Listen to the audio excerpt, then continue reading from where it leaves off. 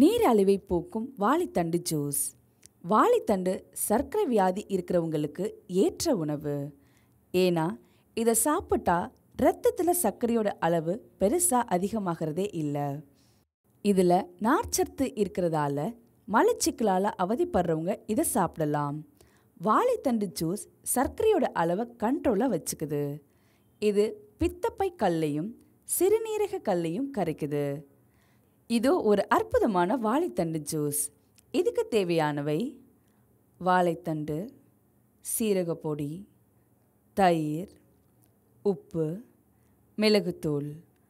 வாழைத்தண்டை துண்டுகளாக நறுக்கிக்கங்க. பிளெண்டர் ஜாரில் போடுங்க. அதில் கொஞ்சம் உப்பு, சீரகப்பொடி, மிளகுத்தூள், கடைசியாக கொஞ்சம் தயிர் போடுங்க. பிறகு கொஞ்சம் தண்ணீர் ஊற்றிட்டு நல்லா பிளெண்ட் பண்ணுங்க. பிளெண்ட் ஆனதும் இதை ஒரு சர்விங் கிளாஸில் ஊற்றுங்க. இதை வடிகட்ட வேண்டாம், ஏன்னா இதில் ஃபைபர் நிறைய இருக்குது.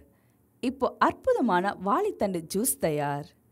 இது அசிடிட்டியை போக்குது, சிறுநீர் பாதையில் ஏற்படுற இன்ஃபெக்ஷனை குணமாக்குது.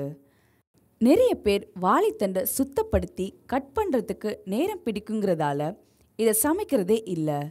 ஆனால் நீங்கள் ஒரு முறை சுத்தப்படுத்தி நறுக்குனீங்கன்னா அதை மோரில் போட்டு ஃப்ரிட்ஜில் வச்சுட்டு உங்களுக்கு வேண்டிய போது எடுத்து ஜூஸ் போட்டுக்கலாம்.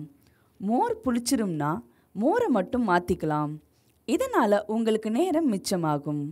வாழைத்தண்டை உங்கள் உணவுலையும் சேர்த்துக்கலாம். இப்போ சொன்ன இந்த வாழைத்தண்டு ஜூஸை வெறும் வயிற்றில் தினமும் நீங்கள் சாப்பிட்டீங்கன்னா உங்கள் டயாபெட்டிஸ் நீங்கள் கண்ட்ரோலாக வச்சுக்கலாம்.